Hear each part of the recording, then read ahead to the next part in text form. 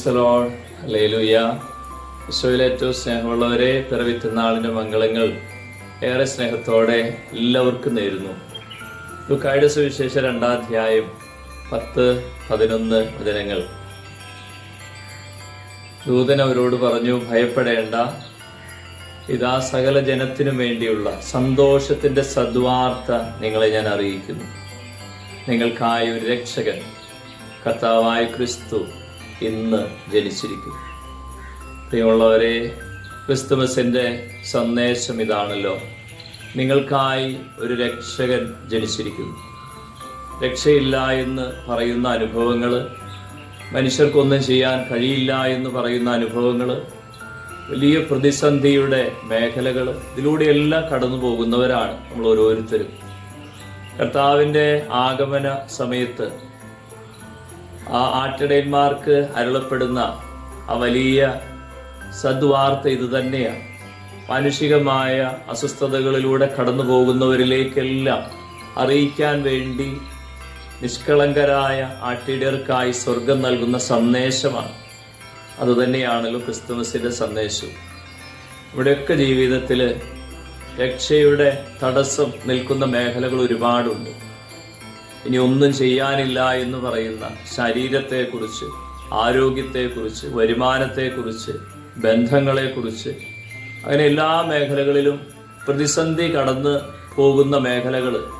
അവിടേക്കുള്ള കർത്താവിൻ്റെ ഒരു സാന്ത്വന വചസ്സാണ്, നിങ്ങൾക്കായി ഒരു രക്ഷകൻ, കർത്താവായ ക്രിസ്തു ഇന്ന് ജനിച്ചിരിക്കും.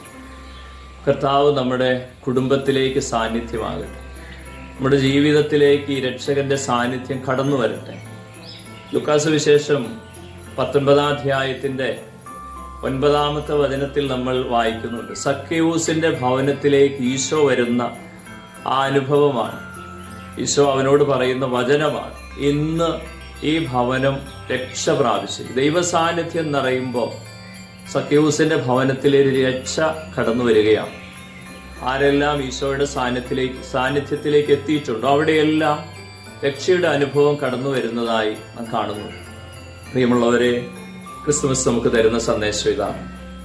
രക്ഷയില്ല എന്ന് മനുഷ്യൻ പറയുന്നതിലേക്ക് നീ ചെവി കൊടുക്കണ്ട. നടപടി പുസ്തകം 16:31 പൗലോസ്ലീഹ ആ പടയാളികളോട് വിളിച്ചു പറയുന്ന ഒരു ഓർമ്മപ്പെടുത്തൽ, കർത്താവായ യേശുവിൽ വിശ്വസിക്കുക, നീ നിന്റെ കുടുംബവും രക്ഷ പ്രാപിക്കും. കർത്താവിനെ കുടുംബത്തിലേക്ക് സ്വീകരിച്ചുകൊള്ളുക, കർത്താവിനെ ജീവിതത്തിലേക്ക് സ്വീകരിച്ചുകൊള്ളുക, വിശ്വാസത്തെ മുറുകെ പിടിച്ചുകൊള്ളുക. അവൻ രക്ഷിക്കും, അവൻ നിനക്ക് രക്ഷയായി മാറും. ഇത് തന്നെയാണ് സ്നേഹമുള്ളവരെ ഈ ദിവസത്തിൻ്റെ സന്ദേശവും.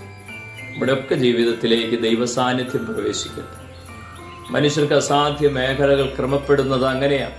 സുഭാഷിതൻ 16:7 ഒരുവന്റെ വഴി കർത്താവിന് പ്രീതികരമാകുമ്പോൾ ശത്രുക്കൾ പോലും അവനോട് ഇണങ്ങിക്കഴിയും. വചനം ഓർമ്മപ്പെടുത്തുന്നത് ഇതാ, വിട്ടുകിടക്കുന്ന ബന്ധങ്ങൾ, വഴിമാറിപ്പോയ ജീവിതങ്ങൾ, ക്രമക്കേടുകളുള്ള ജീവിത ബന്ധ മേഖലകൾ, എവിടെയെല്ലാം അസ്വസ്ഥതകളുണ്ടോ എല്ലാം ക്രമപ്പെടാൻ ഒരേ ഒരു മാർഗം, നിന്റെ ജീവിതം കർത്താവിൻ്റെ കരങ്ങളിലേക്ക് ഏൽപ്പിച്ചുകൊള്ളു. രക്ഷകന് നിന്റെ ജീവിതത്തിൽ സാന്നിധ്യം അരുളിക്കൊള്ളുക. പ്രിയമുള്ളവരെ, ഈ ദിവസം ഈ വലിയ വചനത്തിൻ്റെ അഭിഷേകം നമ്മുടെയൊക്കെ കുടുംബങ്ങളിലേക്ക് വ്യാപരിക്കട്ടെ. കർത്താവിൻ്റെ സാന്നിധ്യം നമ്മളെ രക്ഷപ്പെടുത്തിക്കൊള്ളും.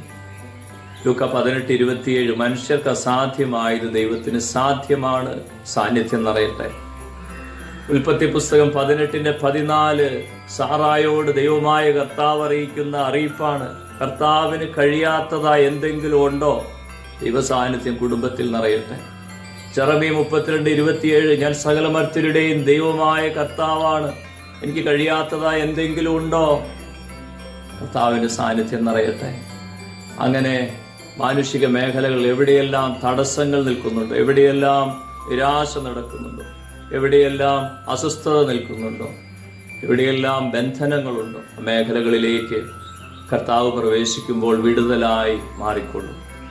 ഈ ക്രിസ്തുമസ് അങ്ങനെ ഈശോ സാന്നിധ്യം കൊണ്ട് അനുഭവിക്കുന്ന ബന്ധനങ്ങൾക്കൊക്കെ വിടുതലാകട്ടെ, വിശുദ്ധീകരണമാകട്ടെ, രക്ഷയായി മാറട്ടെ. ദൈവം നമ്മെ അനുഗ്രഹിക്കട്ടെ. ഒരിക്കൽ കൂടി എല്ലാവർക്കും ഈ ദിവസത്തിൻ്റെ ആശംസകളും പ്രാർത്ഥനകളും നേരുന്നു. ദൈവം നമ്മെ അനുഗ്രഹിക്കട്ടെ. നമ്മുടെ കർത്താവ് യേശു മിശിഹായുടെ കൃപയും പിതാവായ ദൈവത്തിൻ്റെ സ്നേഹവും പരിശുദ്ധാത്മാവിൻ്റെ സഹവാസവും പരിശുദ്ധ അമ്മയുടെ സംരക്ഷണം എല്ലാവരോടും കുടുംബങ്ങളോടും കൂടി ഉണ്ടാകട്ടെ, എപ്പോഴും എപ്പോഴും എന്നേക്കും. ആമേൻ.